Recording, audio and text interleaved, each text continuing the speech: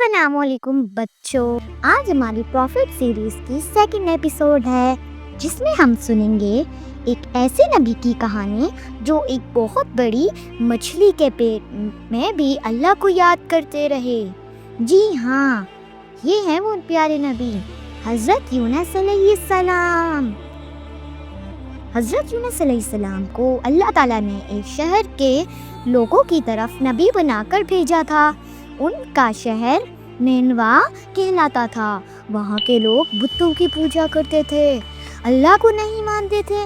یونس علیہ السلام نے لوگوں کو بہت سمجھایا، ایک اللہ کی عبادت کرو، اپنے برے کام چھوڑ دو، مگر وہ لوگ نہیں مانے بلکہ مذاق اڑاتے رہے۔ جب وہ لوگ باز نہ آئے تو حضرت یونس علیہ السلام ناراض ہو کر شہر چھوڑ گئے۔ حالانکہ اللہ کا حکم نہیں آیا تھا کہ وہ چھوڑ دیں۔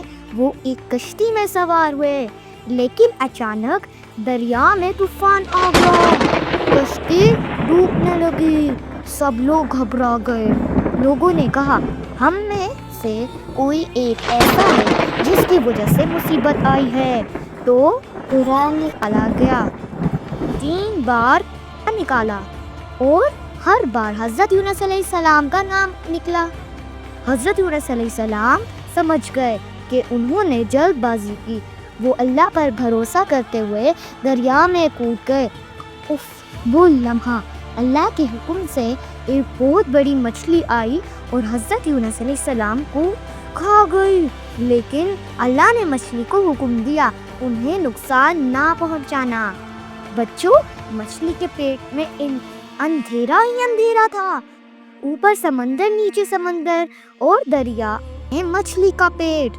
انہوں نے فوراً توبہ کی اور بہت پیاری دعا پڑھی، لا الہ الا انت سبحانک انی کنت من الظالمین۔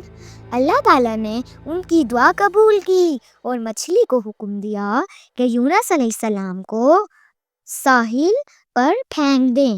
ان پر ایک درخت آ گیا تاکہ وہ سایہ دے، پھر ان کو دوبارہ صحت دی اور نبی بنا کر قوم کی طرف بھیج دیا۔ اس بار قوم نے حضرت یونس علیہ السلام کی بات مان لی، سب نے سچی توبہ کی اور اللہ تعالیٰ نے سب کو معاف کر دیا۔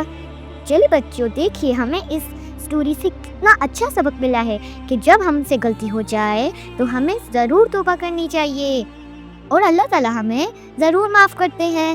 تو ہم نے بھی آئندہ سے اللہ تعالیٰ کی بات ماننی ہے اور سننا فالو کرنی ہے۔ چلیے اب ہم اگلی سٹوری میں ملیں گے۔ اللہ حافظ۔